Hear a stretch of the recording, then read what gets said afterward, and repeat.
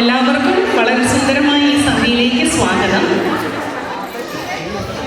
മലയാളിയുടെ ഒരു വികാരമാണ് എല്ലാവരും ഡിഗ്രി ചെയ്യുന്നുണ്ടെന്നുള്ളത്.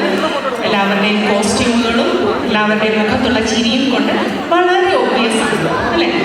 അപ്പോൾ എന്നെ സംബന്ധിച്ചിടത്തോളം ഞാൻ എപ്പോഴും ചിന്തിച്ചിട്ടുള്ളത്, ലോകത്തിൽ മുഴുവൻ ഒരുപക്ഷെ അവരുടെ വർഷം സ്റ്റാർട്ട് ചെയ്യുന്നത് ജനുവരി, എൻഡ് ചെയ്യുന്നത് ഡിസംബറിലാണ്. പക്ഷെ ഒരു മലയാളിയെ സംബന്ധിച്ചിടത്തോളം എനിക്ക് തോന്നുന്നത് അവൻ്റെ വർഷം സ്റ്റാർട്ട് ചെയ്യുന്നത് ഓണം കഴിഞ്ഞതിന് ശേഷം.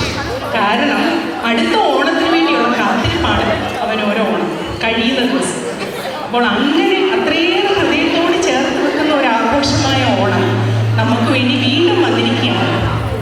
അത് ഗ്രാമത്തോടൊപ്പം ഇവിടെ ആഘോഷിക്കുന്നതിനായി എത്തിച്ചേർന്ന ഓരോരുത്തരും പ്രത്യേകമായി സ്വാഗതം ചെയ്യുന്നു.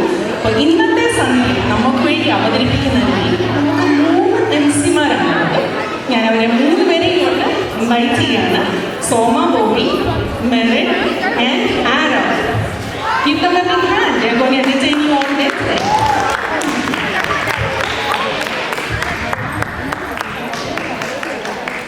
കാലം എത്ര കഴിഞ്ഞാലും എത്ര കാലം അകലെയായി ചെന്നാലും മായാത്ത ഒരു പൂക്കളം നമ്മൾ ഓരോ മലയാളികളുടെയും മനസ്സിലുണ്ട്.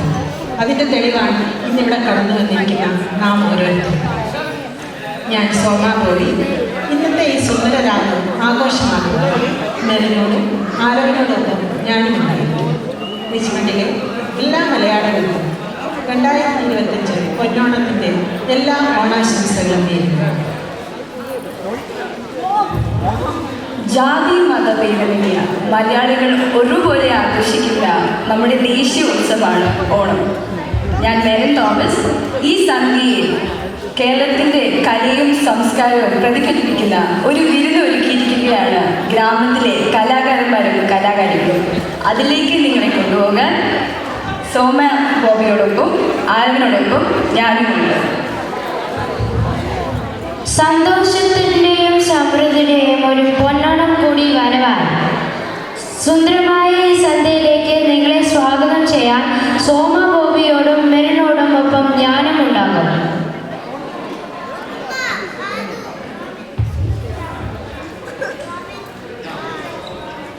നമുക്ക് ഇന്നിവിടെ ഓണം ആഘോഷിക്കുവാൻ എല്ലാ അവസരങ്ങളും അനുഗ്രഹങ്ങളും ഒരുക്കി തന്ന ജഗദീശ്വരനെ സ്മരിച്ചുകൊണ്ട് നമുക്ക് ആരംഭിക്കാം. ഒരു പ്രാർത്ഥനാ ഗാനവുമായി ജിസ്ന ശിവു.